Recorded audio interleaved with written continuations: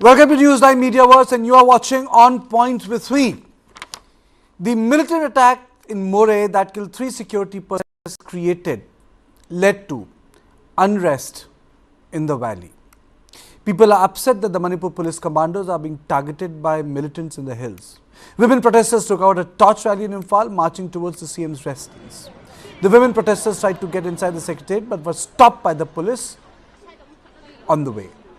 In another incident, 3 BSF soldiers were injured in a mob attack in Thoubal district. Now the issue is that how come Moreh has become a ground zero one? Secondly, why Manipur commandos are under such intense attack? Third, public anger is out in the street. The sort of whatever remnant of peace which was available has been broken. So that's what you see. It's almost a midnight protest.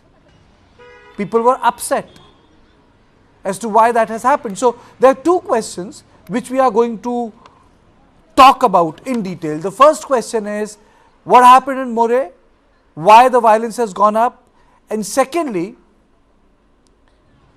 what has happened in Moreh has created a tense situation in the entire valley, which was returning to some sort of normalcy.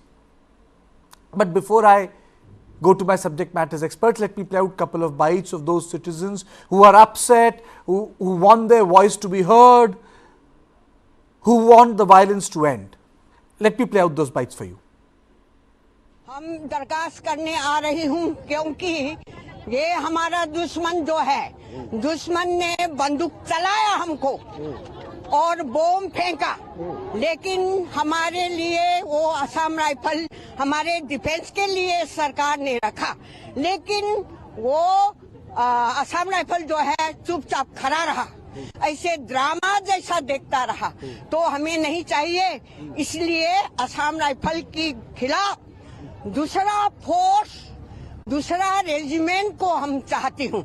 इसी तरह ये हमारा madam governor, इनको भी कल हम जाके मिला और बातचीत हुआ, लेकिन वो कहा कि सेंटर से हम बात करेंगे, इसकी बात में डिफेंस का काम हो जाएगा। लेकिन हमने कहा आज रात कितना मणिपुरी और मारेगा, इसीलिए हमें डर मिला हमारा दिल में, इसीलिए हम वो इमा के खेल सब मिलके ये प्रोसेस कर रहा हूँ। हमारा डिमांड तो ये है, वो यूनिफाइड कमांड जो है वो काम नहीं करता, इसीलिए यूनिफाइड कमांड का पावर जो है हमारा सीएम, हमने वोट डाल के हमारे लिए अभी बैठा है, इनको देना चाहिए। इसमें क्या रोंग है? नहीं देना चाहिए। तो वो देने के बाद वो काम नहीं करा तो वो डिसमिस करेंगे हम इनको, नहीं मालूम है ना। तो इसलिए वो यूनिफॉर्म कमांड का वो पावर जो है सीएम में दीजिए, ये हम दरखास्त करती हूँ। और ये इतना रोज रोज क्यों मारा? गवर्नर जो है वो काम नहीं कर रहा है ना, वो अभी वो हमने गया था कल, वो इसने कहा था हमें मालूम नहीं है, वो इन्फॉर्मेशन नहीं मिला। हमने अब बहुत चौक हो गया, हमने कहा मैडम क्यों नहीं, कि हमने सुना है ये देखो 2 आदमी मरा है, हमारा बेटा 2 मरा है, रात तक तो चलेगा लड़ाई, तो कितना आदमी मारेगा। इसीलिए हमने इसको रिक्वेस्ट किया कि सीएम से लाइन लेने को। सीएम से हम गया, सीएम ने कहा हाँ ठीक है, हमने भी सोचा है कि हम थोड़ा तैयार कर रहा हूँ, तुम लोग चुपचाप शांति रहो, हम जो जितना कर सकते हैं वो हम करेंगे, ऐसे बोला करके हम वापस आया। इसीलिए हम ये प्रोसेस हम कर रहे हैं। आज भी हम मैडम जी के पास में जाके ये हमारा डिमांड जो है देने के लिए तैयार में हम आ रहे हैं। हमारा डिमांड पूरी नहीं होने से तो हम भी मरेंगे उधर जाके लड़ाई में। On this issue, I am joined by Rami Niranjan Desai, author and scholar of Northeastern Region, Dr. Thoubal Hauke, Assistant Professor, Center for the Study of Law and Governance, JNU, Asina Kharbi, founder and chairperson, Imphal, NGO and human rights activist. She will be joining me very soon, and Lieutenant General Shaukin Chauhan. I'll straight away come to Rami, to you first. What's happening in Moreh? You recently wrote, a sort of a long page on the India's security in context of Southeast Asia, but why has Moreh become such a ground zero? And the fact that so many of the commandos have come under the live fire of the militants in the hill area. I mean, say, and this has squarely happened after 30th of December 2023. Good evening, Kartikeya. This is a very, very difficult question to answer in a very short while. But, here's my attempt. Moreh is, as you know very well, the gateway to Southeast Asia. You know that it lies on porous borders.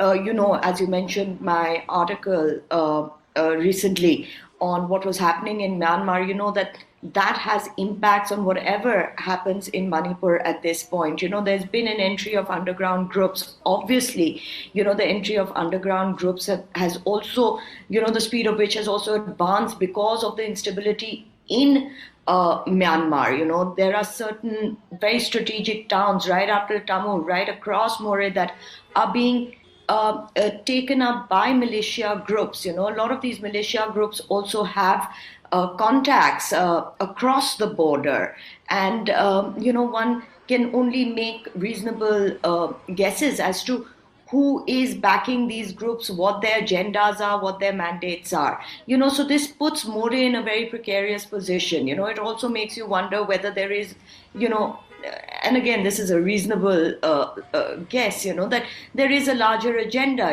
because Moreh is a strategic town. It is the center of trade. It is the town that opens up the aspirations and ambitions of Manipur to the rest of the region, towards Southeast Asia. Having said that, Kartikeya, there also seems to be, because of these entry of these undergrounds, because of the fault lines that have been created, there seems to be certain sections of society, and let me be very clear about this. This is not entire society, this is not representative of any community, but certain sections of society that are giving public support to these UGs, and this is one of the reasons that intelligence collection also for these forces are hindered, because they're not getting a lot of intelligence inputs from the locals. I have said this multiple times before on your show, Kartikeya, that communities that live on the borders have responsibility towards the nation, have responsibility towards our national security and territorial integrity, much more than any other communities, because it is through them that we get our intelligence inputs. It is through them that we get information on ground. They are our frontier force, so as to say. Also, again, we come back to, to what we've spoken about many times before of the looted weapons. There have been weapons that have been looted earlier in 2023. The recovery has been slow. And I think as long as there are people who are armed, civilians who are armed, to bring an end to this sort of violence is going to be very, very difficult. But all of this responsibility, in my opinion, cannot be the sole responsibility of the forces. These are forces, these are people from Manipur, Okay. sons of Manipur, as well as people from across the country who are trying to bring this situation to normalcy. But it seems like there are vested interests that are not allowing it to happen. Last point, Kartikeya, do you remember that just when Manipur was coming to some level of normalcy, the photographs of those two children who were brutally murdered was released in a very strategic manner? This seems to be the real agenda. And there are two things there. If you General Chauhan, if you listen to the women, they're saying that this unified command is not working. And the second thing which I would really like to know from you is, when do you press helicopters into service during a conflict? Because in the last 24 hours, the government of Manipur has sought the help of helicopters. When do you press helicopters in a conflict time? Good evening, Karthik. I've been on your show and we've discussed Manipur many times. Firstly, a little background. Moreh has always been a town which has been dominated by trade, as Nami said, but also that the various factions coexisted in Moreh and Tamu, that are neighboring towns, one in India, one in Myanmar. So there's always been this influence of undergrounds in Moreh. There's always been an influence of weapons in Moreh. There's always been an influence of illegal trade in Moreh. And now, with the current situation between the Maitis and the Kukis, you have a situation where Moreh has quickly slipped away, along with Tamu, into a situation of unrest, because, as Nami also said, and I agree with her, there is an unrest in Burma or Myanmar. Now, because of this issue, you're going to have problems. We've spoken about this again and again from May, since I've been coming on your show, cautioning that this violence will not end so easily. We have to take greater attempts to end this violence. We have to bring the communities together. Until we bring the communities together, this violence will not end. There is one side of the story which we heard these ladies speak about, the Assam Rifles and the unified headquarters. The other side is that despite anything that anyone does, this violence will continue, because within the valley, which is mighty dominated, there is also this huge preponderance of weapons, which were looted from the Manipur Rifles and the Manipur police armories, and which remains still at large. The second issue is about the use of helicopters. From what I read in the article, the helicopters were to be used for evacuation, for movement of troops, and for getting the casualties out and taking them to the area of so that you could quickly evacuate them. That use of helicopters will happen at any stage of the operations.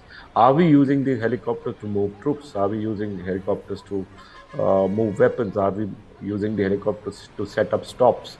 That is the thing that we have to find out, as to what exactly is the reason we're using these helicopters. Are they being used for combat, or are they used for logistics, or are they being used only for medical evacuation? And this preponderance of force, preponderance of different kinds of forces, will also create a command and control problem. You can't have the BSF, the IRB, and the Assam Rifles and the army. But it's also, General, it's also a morale issue. From 30th till today, more than 12 Manipuri commandos have been injured by sophisticated weapons, commandos, in operation. It can be like one every day.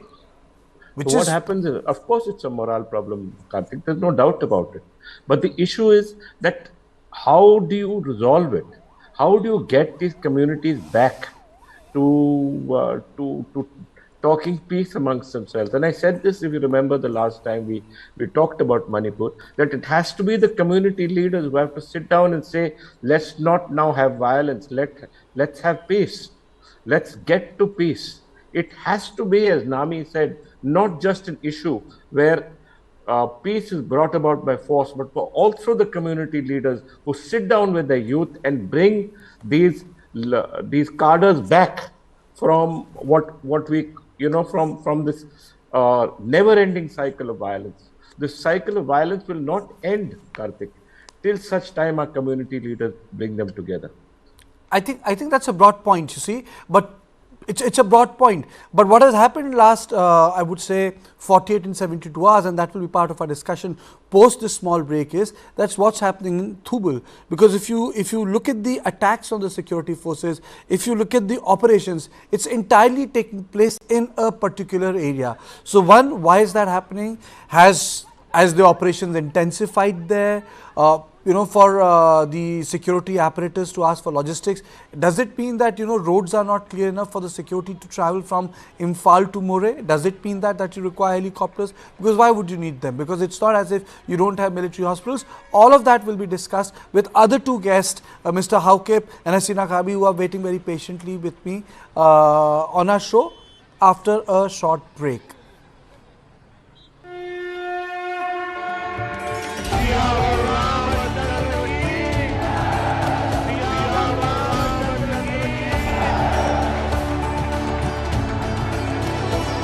392 pillars, 44 doors.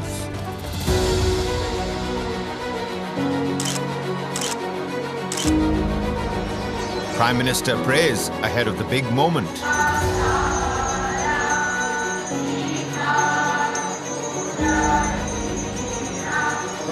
Special rituals in Ayodhya.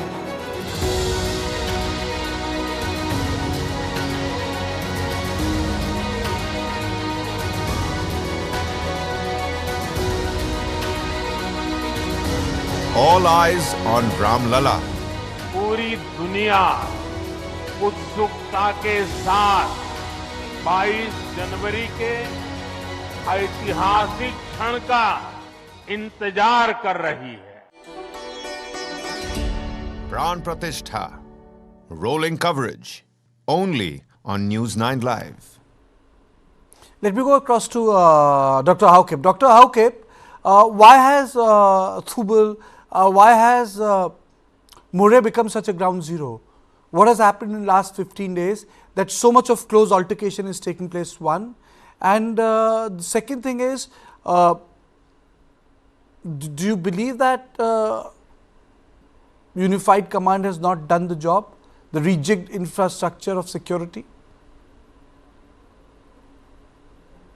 I don't blame particularly the Unified Command on whether they have coordinated the security forces or not. But when we talk about the problems in Manipur, there are two things that we need to know. First is that for the first about 5 to 6 months, Moreh was outside the ambit of any kind of violence. From Palel to Moreh to the district headquarters, Thoubal, there was no violence at all. There was rested calm, and the people were, some sort of, settlement in this situation. But why do Palel or even Moreh came to this situation? It's by the end of September that this area, particularly the Thoubal district, has become a boiling point. And let me, if we talk about this situation, we have to understand why this situation has happened. Firstly, every time we talk about Moreh, we have come to the square one. Back to 25th June 2023, where Biren, after visiting the Home Minister, reported in Imphal that the Home Minister will look after the hills and he will be responsible for the law and order situation in Imphal. So there was the agreed principle during those times till this point, where in the latter months the government wants to assert its state power by keeping more commando forces of the state police. So this is the point, and the people in Moreh particularly see police commando as a coercive apparatus of state. They have been doing, and many social media accounts show that during those operations, which was agreed to do together with the Central Security Forces, there were times when the police commandos, without conducting combined operation with the Central Security Forces, has been aggressive, has been posing some kind of damage to the public, beating around, and so such many allegations are coming up from the people of Moreh. So the problem is that as the Hill Tribal Council Moreh, as well as the kuki Thoubal has put forward, the police commandos are the problem in this border town, and they demanded that the police commandos be removed and be placed in far somewhere else where they will be needed for law and order situation. And as we have seen in the first 6-7 months of the conflict, that Moreh and Thoubal district in particular as a whole, there was peace. And with taking this situation into consideration, we may argue that we don't need police commandos to restore peace. So we should look in this light that the police commandos are not needed, and the people of Thoubal can assure that there can be even minimal kind of border threat in this town had the civil society organizations are in collision with the district administration, allowing some neutral persons like the Pangals, the Nagas, and other people in Moreh to conduct certain border trade as well as other maintaining other Okay, essential. Dr. Hauke, one thing I would like to say that which Please. government would say that their police force should not go there? I mean to say, police force is part of the governance, it's part of the process. How can you have a government not deploying its police force? And why should any government be dependent on paramilitary only? I mean, so it's not No, possible. Kartikeya, there is a difference between Manipur police as well as the police commandos. The police commandos, they have been, deployed during the 2000s, even during the 90s, to crack down insurgency, and they have been seen as a courtship apparatus of the state. So this image, the police commando they have made, doesn't go away easily with the people. So we have to settle with this image of the police commandos also. So there are other police members, definitely the neutral people from Okhul, other districts, the Nagas particularly, as well as the Pangas could be deployed in the Manipur police section. Why the police commandos who are seen, the people of Moreh and Tignopal as a general are allergic to these state forces. So we have to take into consideration of the people of Tenopal also. What is their concern?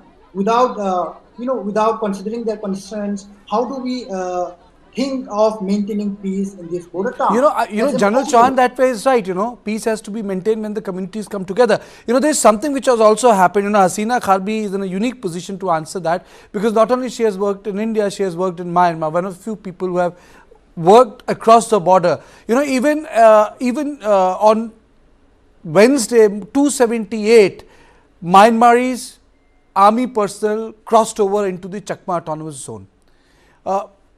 Do you believe that Moreh is a result of cross-border instability, or you think that sudden spurt in violence in Moreh is because that you have the cold side of the police being deployed there? Is the logic internal to the internal, or is the logic external? Is it because of the purely outside forces, or something which was not dealt properly in the city itself? Thank you, Kartikeya, for that question. It's nice to be back in your show. If we're looking at this, I think it's both internal and external.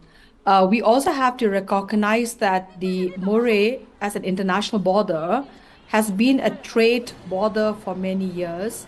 It has brought a lot of livelihood to many communities living across the border, in both sides of India and Myanmar.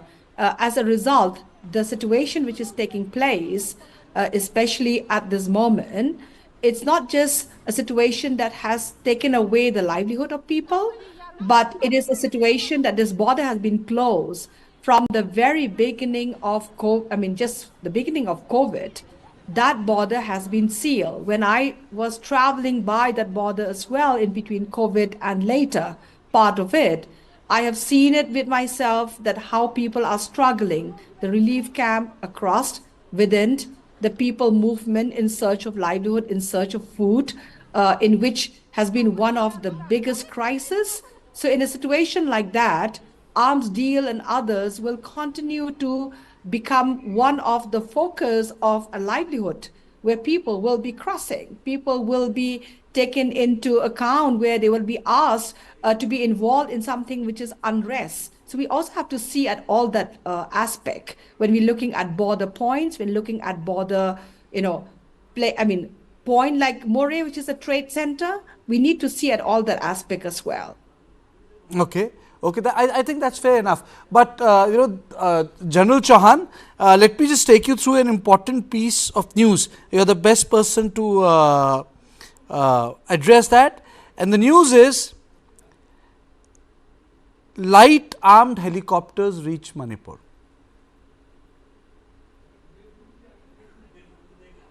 What is a light armed helicopter, sir? The light armed helicopter, Kartik, is used to carry out aerial operations against fleeing enemy, or we have also used it against the terrorists in Kashmir. So if light armed helicopters have come there, they would be used against fleeing terrorists or terrorists moving from one place to the other. And but you have to be very careful using light armed helicopters within a population area. I am certain that since the light armed helicopters are operated by the army, have they been deployed in the Kashmir theatre, sir? In the valley?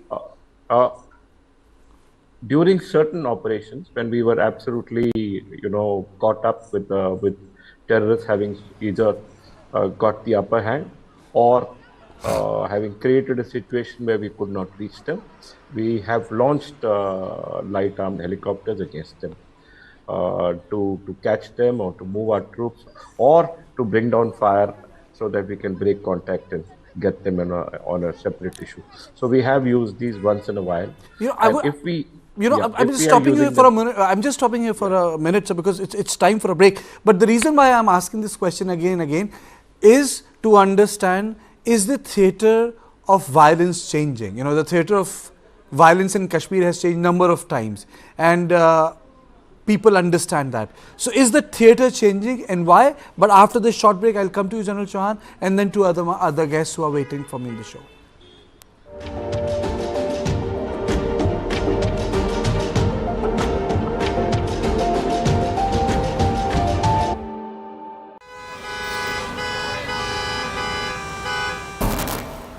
Bangalore traffic is an example of something that has gone wrong with our system. We have more than 50 flyovers in Bangalore city.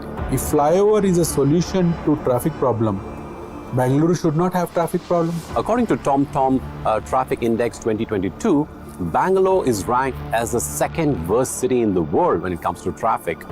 The speed limit at the ORR is 80 kilometers per hour, but our vehicle has only moved 10 kilometers per hour. What Bangalore needs is a surgery, but what we have been offered repeatedly are band-aids.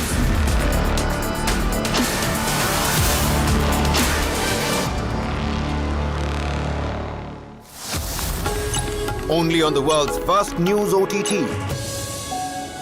News9 Plus, ahead of the curve.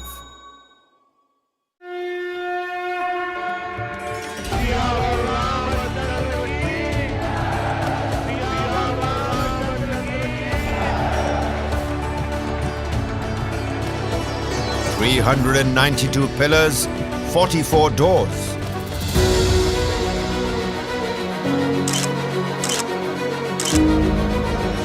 Prime Minister prays ahead of the big moment.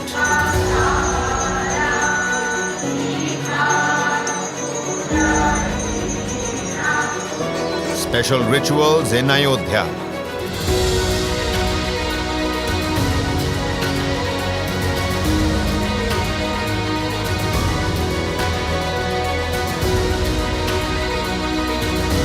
All eyes on Ram Lala. पूरी दुनिया उत्सुकता के साथ 22 जनवरी के ऐतिहासिक क्षण का इंतजार कर रही है. Pran Pratishtha. Rolling coverage. Only on News9 Live. Ram's Ayodhya rebuilt.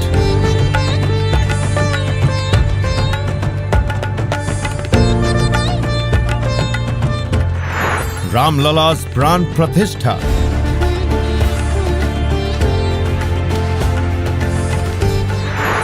Countdown to January 22nd.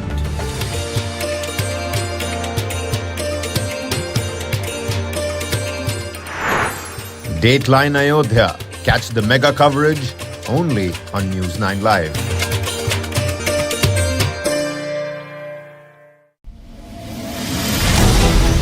Why is the state not looking at putting an embargo on that? As a Telangana person, I will not accept. How do ordinary folks deal with it? Go to General Chauhan. So, sir, can I say that the theatre of violence, the theatre of action in Manipur has changed with light armed helicopters coming there? Yes, Kartik.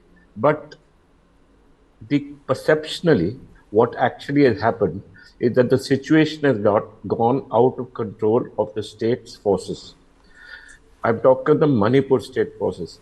Since obviously today the unified headquarters and the Assam Rifles, which is seen as a part of the unified headquarters, which is doing an excellent job keeping peace in the troubled state of Manipur, is not being trusted. The state has probably requested the Home Ministry, which has requested Defense Ministry, to send these weapon systems, aerial weapon systems across. Now, because it's gone out of control, because they feel that with using the air and using weapons from the air, they'll be able to bring it under control, they've launched these light armed helicopters. But like I said, the armed forces will be extremely wary about using situations like these within the populated area, and would perceptually seek to limit their usage only in the jungles or from areas where the population is not there, which I think the kuki militants or whoever is involved in this violence will not give them a chance to move away, to give them a target in the hills or in the jungles where they can be targeted and not the population, the innocent population. So that's the conundrum we face with every kind of insurgent or terrorist group, that we are not able to isolate them and from the population centers, and within the population centers, it's extremely dangerous to use this kind of force because innocent lives will be lost. Rami, you have been part of a system where there was a genuine effort made to listen to both sides. I had the opportunity to be part of it.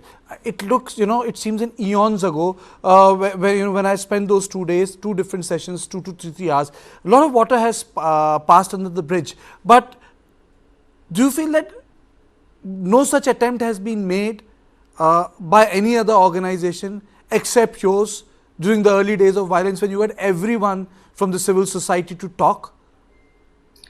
Kartikeya, it's an interesting question that you've posed towards me, because, the fact of the matter is that there have been, multi-levels of negotiation, multi-levels of talks, outreach, we were only one of the platforms, where we had the Kuki community come in, we heard them, we had the Methi community come in, we heard them as well, but the fact of the matter is that a lot of people are invested in this conflict for personal reasons, whether it is on social media, whether it is on the negotiating table.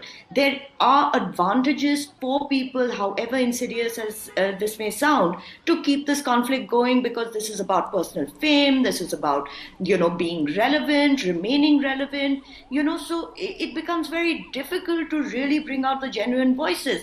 Also, the genuine voices, people who really from both communities want peace and understand that this is a futile sort of road to take, more often than not, are not able to voice their neutral opinions because of the fear of the community, and therefore it becomes, sadly so, it becomes very easy to, ask the forces and ask the government to, take full responsibility of what's happening and, make fleeting statements like, oh, they should bring it under control. How do they bring it under control, Kartikeya, when, people are arrested on suspicion, people are arrested for the crimes that they're committed, roads are blocked, or, demands are made to release them, at the end of the day, a large population that is involved in igniting these, fires also are part. You're basically saying radicalization of the civil society?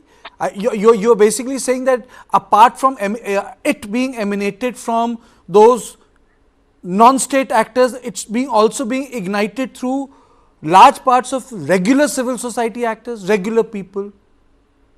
Absolutely. Kartikeya, I've always said, we have neutral voices on both ends. Manipur is a state where we've seen multiple CSOs. We've seen organization, just appear out of nowhere. Even during this conflict, there were organizations that didn't exist and suddenly have decided that they are representative of complete communities, And I find it strange that there has been no outreach from their end to bring about neutral voices to come on a table of discussion. See, you cannot hold the state hostage to your demands. That is not how a nation works.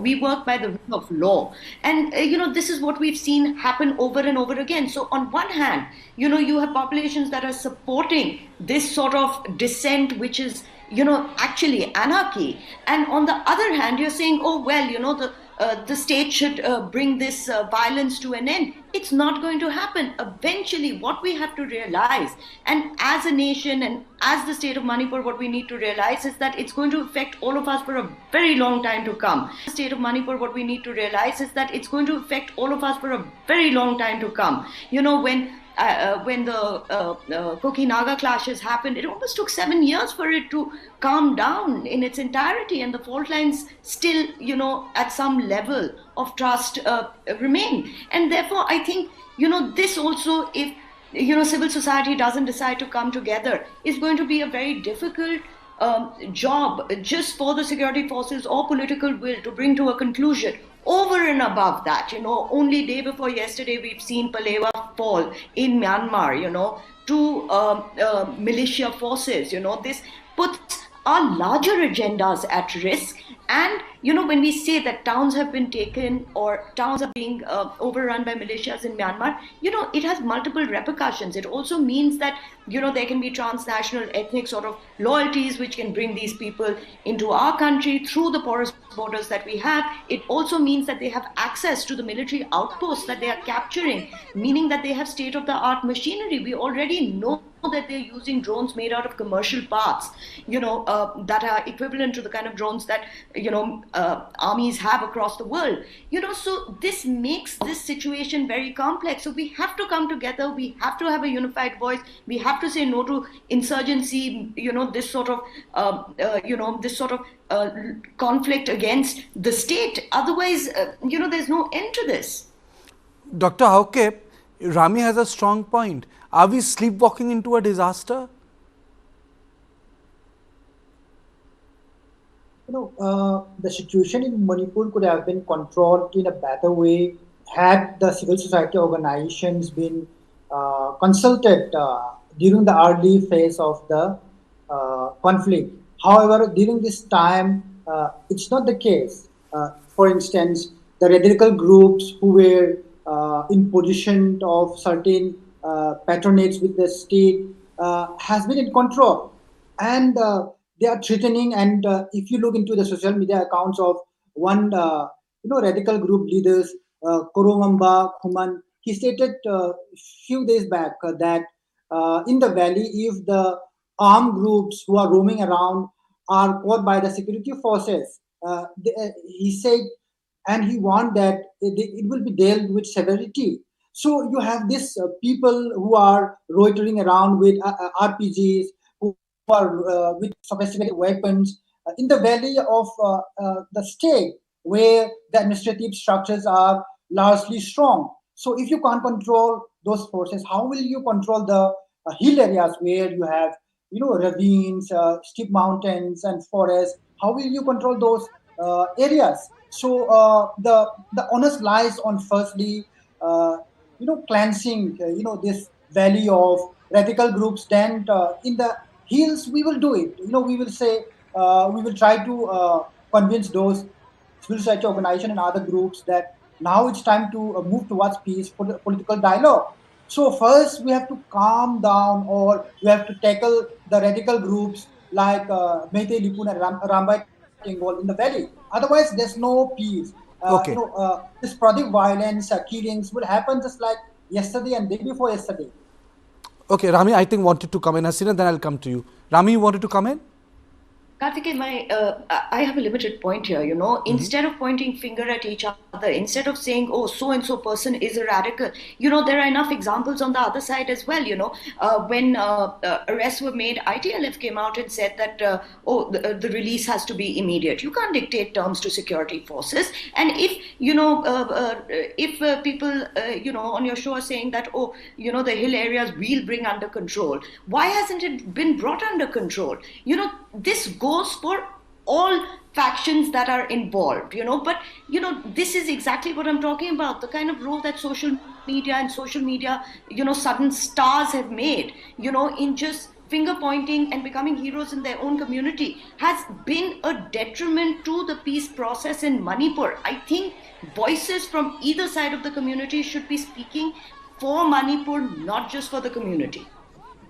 Dr. Hauke, I think that's a very valid point. You know, definitely we should try our best to bring that peace. But when the state is complicit in these groups who are roaming around freely in Imphal and who are threatening, who are engaged in attacks in the hill areas, how do we move back and take down our guards? How will we do that? That's impossible unless the valley, which has more population, which has more economic and other political power, backs down and say, let's move toward peace and reconciliation. Then how can the weaker section, how can the weaker in terms of economic and military power can back down? It's not impossible. So it has to come from the valley regarding reconciliation and in terms of a pushback towards this conflict. Okay, Hasina, tell me one thing. You have worked in Myanmar. How do you work with a population which has been displaced and ghettoized in violence? How do you get them back? Rwanda could get itself back on the feet. Rwanda could do that. Now there has been violence. The entire chunk has been ghettoized. There's a line which runs through, which is hills and valley. I really don't want to get into the details. I thought I'll start my discussion from it, but the last minute I thought I'm not going to get into those details of how many people have died in last 14 days, 15 days.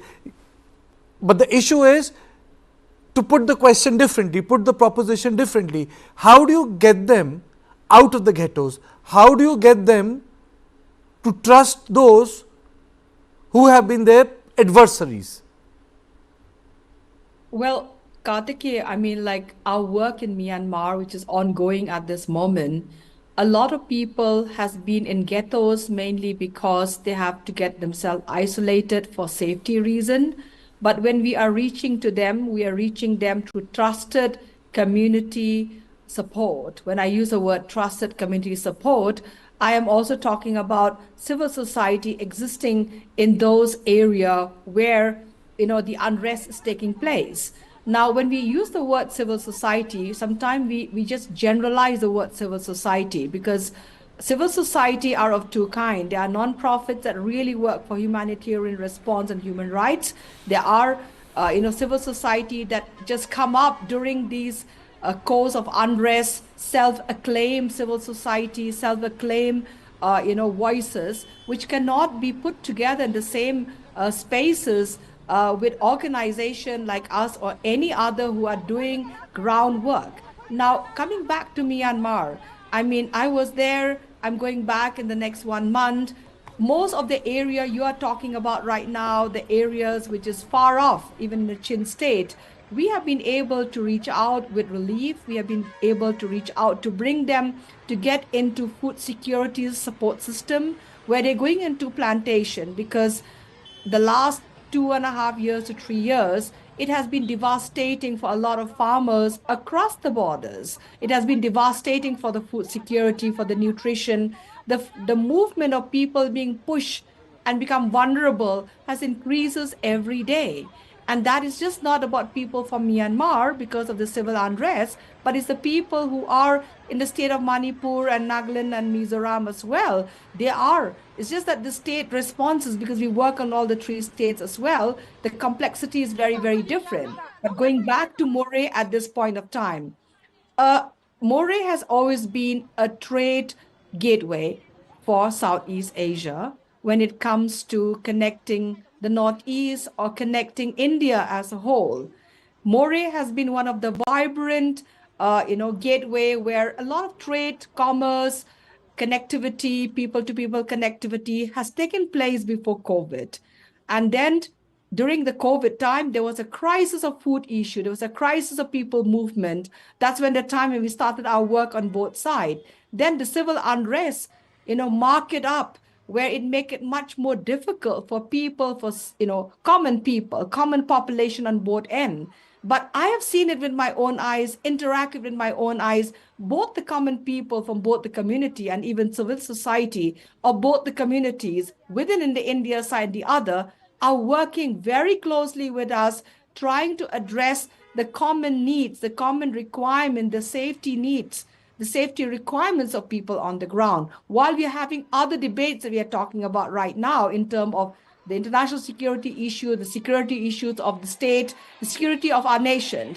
But we also have to understand that Moreh, this gateway, has already been there for years, where there have been arms and drugs smuggling and and all kind of underground marking their way across. It's just that at this moment it is, I would say, they had capitalized the whole situation to come on board, to intrude into much more highly sensitive issues of both the side. There are also a couple of issues. General Chauhan, when we say that the entire area has been ringed, in your opinion, what sort of an operation should be launched? Because if you go by the state of operations launched by Manipur administration, they have not been able to break stalemates. You have a stalemate in a city, you have stalemate in a Moreh, they have not been able to break stalemate. And I think as a journalist, what I see, and I have covered conflicts, that stalemate is the biggest question here. You have a political stalemate, you have a security stalemate. There is no momentum, one way or the other. Kartik, see, as a soldier, if a particular town is taken up by terrorists or insurgents, what we would do is we would plan the clearance of that particular town in segments. That means we cordon off one segment and we go house to house clearing the town. Using our smaller weapons, using bulldozers, using IEDs, we clear houses and get the people out, allow the common innocent people to be evacuated, or to give the common innocent people a chance to move out from that place before clearing that area, like the Israeli Defense Force is doing in Gaza. But they're using much larger weapons and killing a lot of people. What I meant, General, was primacy of the state. You have operated in many theaters, the first message which comes is that you establish the primacy of the state. Absolutely. And for that, Kartik, you have to ensure that your writ runs everywhere. You have to ensure that the security forces actually make a difference. And you have to ensure that, as all of the speakers are saying, that there has to be neutrality amongst the security forces. We have to respect the fact that the security forces can only function if there is a sense of looking out for the population, because eventually all insurgency depends upon the center of gravity. The center of gravity are the people. Unless the people are convinced that they have to stop this insurgency, unless, as I'm saying, the community leaders decide that this insurgency has to be stopped, mothers will always are not being motivated to stop their sons from going into battle. This has to happen through motivation of every family, through the community. It can't end merely by using violence or force. And certainly, Kartik, no police force can use their kind of weapon systems or their kind of training in clearing our town. You need forces like the Assam Rifles, you need specialized counter-terrorist forces like the Assam Rifles to do this kind of operations. And in these operations, you have to first cordon off those segments. You have to clear segment by segment by segment by segment, so that the forces, the terrorists or the insurgents who are trapped in particular segments can be captured and not be allowed to move to the next segment. Let me ask this question to you, sir. In your opinion, why isn't that push coming? I mean to say, we were able to do that push in Kashmir. Indira Gandhi was able to create that push. Whatever people now say 40 years later, but she did it in Mizoram. Why haven't we able to create that push? I don't want to talk about communities. For me, the fundamental thing is primacy of the Indian state. I can sympathize, I can say, no, aapne theek kaam nahi kiya, aapne theek kaam nahi kiya. But what is non-negotiable for me as a citizen of this country is primacy of my state. Whether it is hill or town, primacy of Indian state, represented by Indian Army, should hold ground. Absolutely, Kartik. I agree with you. The primacy of the Indian state is paramount. And that can only be paramount when the security forces are allowed to operate freely to carry out their tactical tasks. You are trying to involve two things at the same time. You are using political gains and using military force to push a particular population out or to create a kind of problem there. You can't do that, Kartik. You have to, like today, if you hand over the town of Moreh to the Assam Rifles will bring the relevant force inside, clear the town of Moreh segment by segment. That has to be done. There is no shortcut here. Nobody can say that I will go into this kind. Nobody can, send in police commandos in one particular place. Of course, they'll get shot at, because eventually like I said, the population, if it is not convinced that the state is correct, the population will always help the insurgent who claims to be fighting for the population. That's the problem. And the problem is that the free hand must be given to the specialized counter-insurgency terrorist forces that are already present in Manipur. The Assam Rifles is a specialized force. It has the ability to clear any town, any city, anywhere. And they've done a great job in Sri Lanka. They've done a great job in Kashmir. And they will do a great job anywhere, provided you give them the free hand to do it. Correct. You can't be using central armed police forces. They're simply not trained to do this kind of operations, Kartik. Rami, they're not trained to carry out these kind of operations. Absolutely. Rami, General Chauhan has hit the nail on its head, The push hasn't come. You have someone, I really don't want to take names. You can project yourself as a hardline guy, but you haven't created that push where the sovereignty of the state is felt on those areas. These are little battles which are happening, but that push hasn't come. The Indian army created that push in Kashmir. Those pushes were created where, lawlessness was there. If you ask me, people can say I am behaving like a hardliner. I think the push has to be created, No area can function autonomously. Kartikeya, first of all, I don't think anybody can be labeled a hardliner if they want the primacy of the state just because of that. I don't think that qualifies for anybody to be called a hardliner. I think that is absolutely the most rational ask, and I'm in complete agreement with General Chauhan. That there are forces that are trained for this, and there are forces that aren't. So the forces need to be able to do their job, and we have seen, like I mentioned earlier on, that time and again, they've not been allowed to do their job. So you can't have it both ways. The other thing is, they already have a difficult task ahead of them, because one has to be very careful when you are dealing with densely populated areas, civilian populations, because you don't want to be too hard-handed, in fear of alienating these populations. And, we've seen it happen before across the world.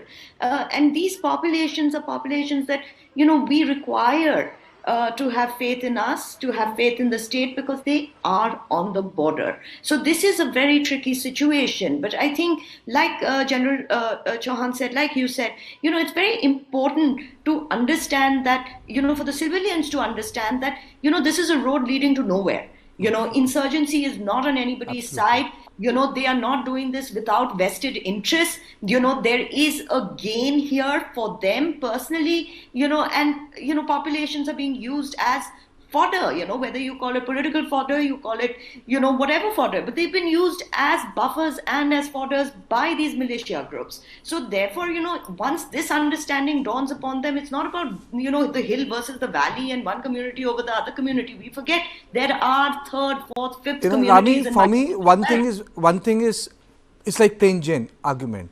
It cannot come at the cost of the primacy of the Indian state. It has to be felt, it needs to be asserted.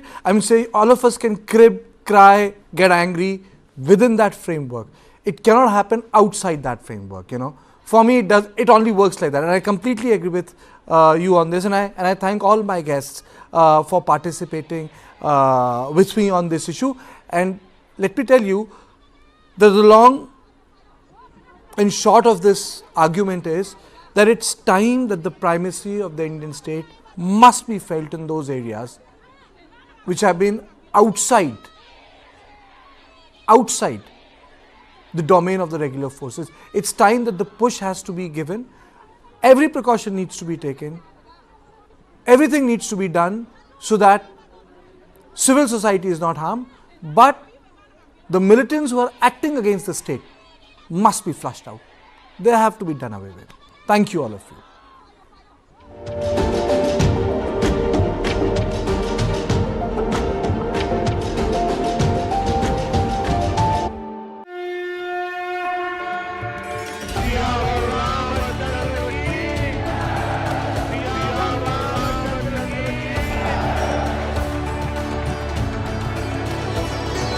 392 pillars, 44 doors.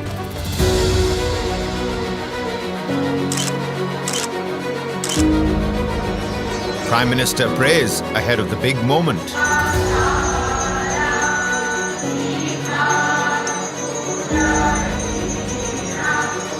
Special rituals in Ayodhya.